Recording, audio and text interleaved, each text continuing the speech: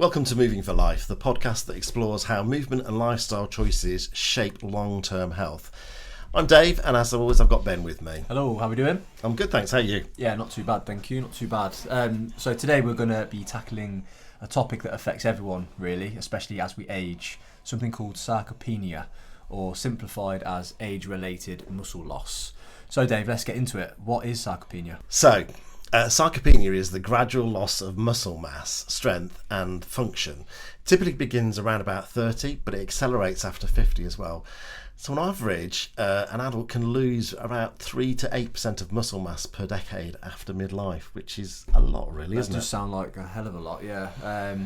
So is that quite normal? Does everyone lose that kind of muscle mass? Yeah, it's a normal process, but it that doesn't mean that it can't be stopped or it can't be slowed down. It's, if we think of the adage that gets thrown around a lot, use it or lose it, that sort of fits in this arena really, because without regular activity, especially strength-based, because we're talking about muscle mass here, then if we haven't got that, the body starts to break down muscle faster than it can actually rebuild it. So that's when you see the muscle loss. Okay, so we're kind of looking then at reduced mobility, balance issues, struggling to get up the stairs, these kinds of things then, yeah? Yeah, that's right. And as a consequence, if we go beyond just feeling weaker, sarcopenia increases the risk of falls and fractures.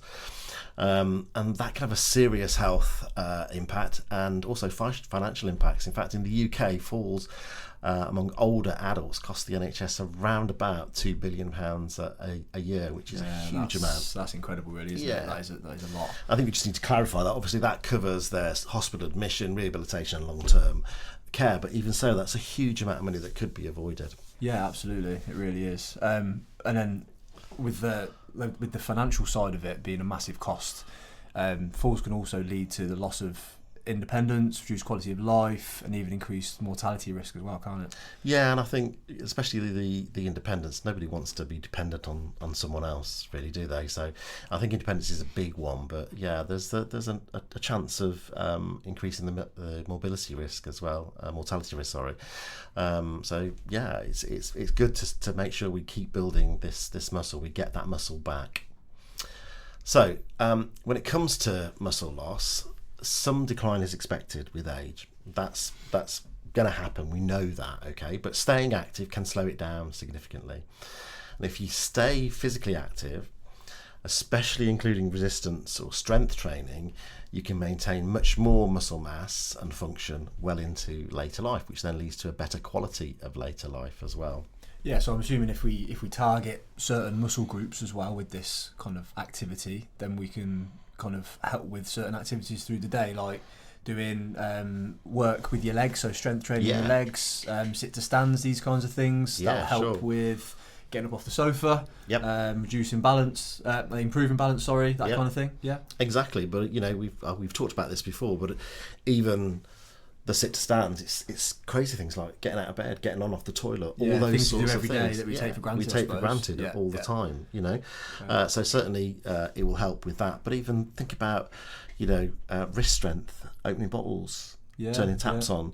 You know, think about lifting things down from shelves, putting things away in cupboards. All those sorts of things is where strength has an impact on us. So we can rebuild that strength. We can rebuild that muscle. We can prevent or slow down that muscle loss as well, but it has to involve strength-based exercise, which then has a knock-on effect to things like balance, coordination, and then confidence for people as well. And I suppose that we kind of link that in with some of the guidelines that we spoke about in one of the previous podcasts, that we should be aiming to try and do strength or balance exercise at least twice a week. Yeah, I mean, the guidelines talk about at least twice a week, but if we look at evidence actually says at least 3 times. Yeah, so that's kind of minimum, isn't it, really, twice? Yeah, and if you think about some of the daily tasks you do, you know, carrying heavy shopping bags, you're doing strength work. Yeah. It doesn't have to be picking up a huge amount of weight and dumbbells and doing stuff like that. There's stuff you can be doing in an everyday life. I suppose that's really good to know, really, that we can kind of stop that muscle wastage as we get older, or at least slow it down, can't we? We can. It's good to know. We can, yeah.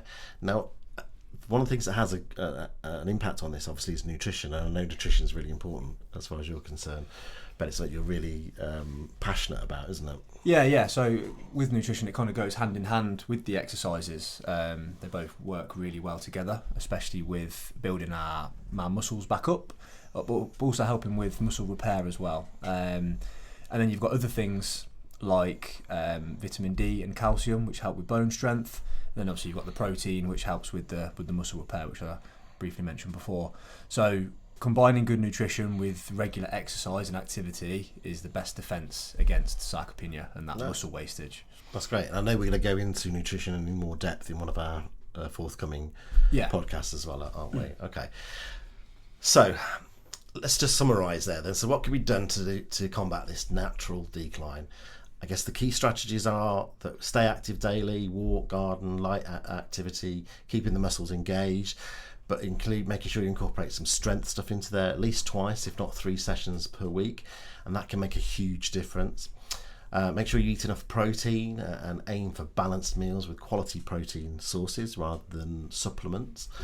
And focus on balance and flexibility. Another thing that we need to focus on, again, it's in the guidelines. The guidelines say 2 times a week, look at balance and coordination, but actually research says 3 times. So things like yoga, Pilates, or simple balance exercises can reduce falls. Things like standing on one leg. Yeah, standing on one leg. Yeah. You know, pushing onto the balls of your feet while you're waiting for the kettle to boil. Yeah. All those sorts of things challenge your balance and coordination. And I think what is important is to be consistent with it as well. So we've spoke about this before with the guidance. It's all well and good trying to aim towards a certain amount of minutes in the week, if you like, for your activity. But it is really important to stay consistent and make sure we're doing something kind of every day, week by week, starting small and building up over time. So the goal isn't to stop aging, because unfortunately we can't do that. It's to be stronger as we age and maintain independence for as long as possible. That's kind of the goal. Yeah. And I think for me, I don't know about you, but the key message I'd think about taking away from this is that, sarcopenia is a natural part of aging, but it doesn't have to define it for us. If we stay moving, we get good nutrition and awareness, it's possible to stay strong, mobile and confident at any age. Yeah, absolutely.